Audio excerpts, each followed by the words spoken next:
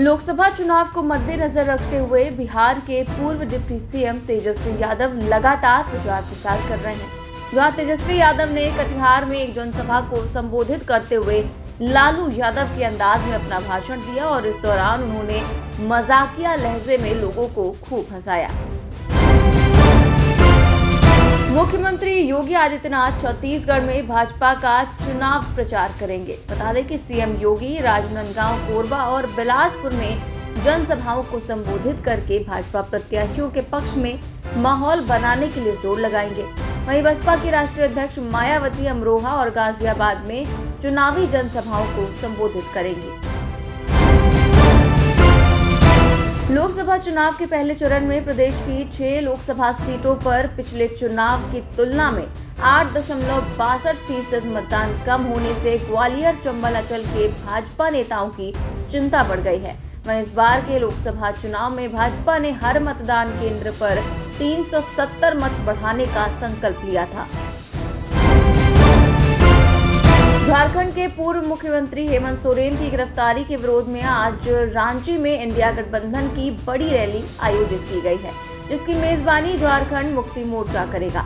जिसमें देश भर से इंडिया गठबंधन के प्रमुख नेताओं का जमावड़ा लगेगा, जहां विपक्ष के नेता चुनावी एजेंडा तय करेंगे। मणिपुर के मुख्य निर्वाचन अधिकारी ने भीतरी मणिपुर लोकसभा क्षेत्र के 11 मतदान केंद्रों पर 22 अप्रैल को एक बार फिर से मतदान कराने की घोषणा की है। ये फैसला चुनाव आयोग के उस निर्देश के बाद आया है, जिसमें 19 अप्रैल को इन मतदान केंद्रों पर हुए मतदान को अमान्य घोषित करने और नए सिरे से मतदान कराने का निर्देश दिया गया था। लोकसभा चुनावों को ध्यान में रखते हुए इस बार डिम्पल यादव चुनाव प्रचार के लिए गांव-गांव जा रही हैं। ऐसे में करहल के गांव हरवाई निवासी महेश सिंह कहते हैं कि ऐसा प्रत्याशी चुना जाए जो जनता के दुख दर्द को समझ सके और आवश्यकता पड़ने पर उससे मिलना आसान भी हो सके। उत्तर प्रदेश की आंवला लोकसभा सीट पर बहुजन समाज पार्टी के 2 प्रत्याशियों ने अपना नामांकन किया था, लेकिन एक ही दल से 2 प्रत्याशी होने की वजह से दोनों का नॉमिनेशन खारिज हो गया। इस बात की भनक लगते ही बसपा पार्टी में हलचल मच गई।